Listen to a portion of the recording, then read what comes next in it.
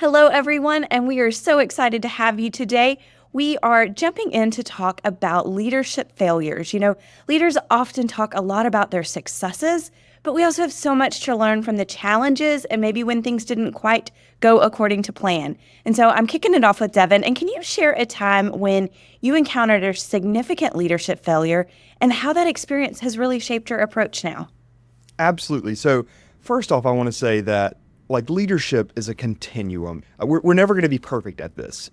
Whenever we talk about leadership failures, one thing that really comes to mind, especially recently, is nobody tells you when you become a manager of people that your role has changed, and so you become a coach. And you move from someone who has been producing content and you've been, a player in the game, and far be it from me to use a sports analogy, but you move from player to coach. And one thing that I was not really good at was I was trying to do both.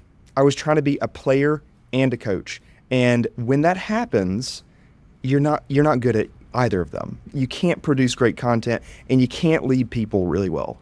So one thing that has been really instrumental for me, one of the big failures that I've had is delegating and just giving people things to do. So just like almost pushing things off of my task list onto people.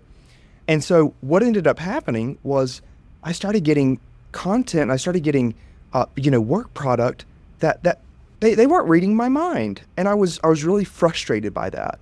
And I learned that delegation requires development. And so one of the biggest leadership lessons for me is that the heart of delegating is developing the people that work for you.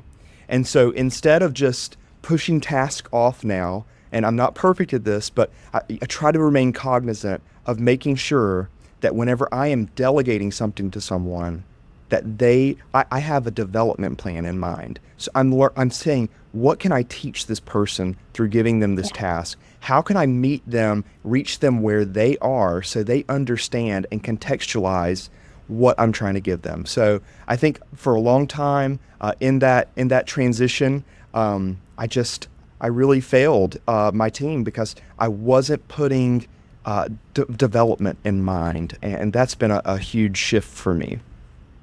I think you're spot on too. You talk about, and that's lines up with situational leadership to a T. There are moments we need to coach. There are moments we need to engage people in a really meaningful conversation. And then as people get more comfortable and they learn, we can kind of pull back on that coaching and, to your point, get to that just pure delegation potentially. Yeah. But we've got to develop people first. And so that's part of what situational leadership talks about, is looking at where's the person in their own journey and also the task, and kind of figuring out what's the right spot of where to lead. Thank you so much for joining us, and be sure to catch another video as part of this playlist. Have a great day, everyone.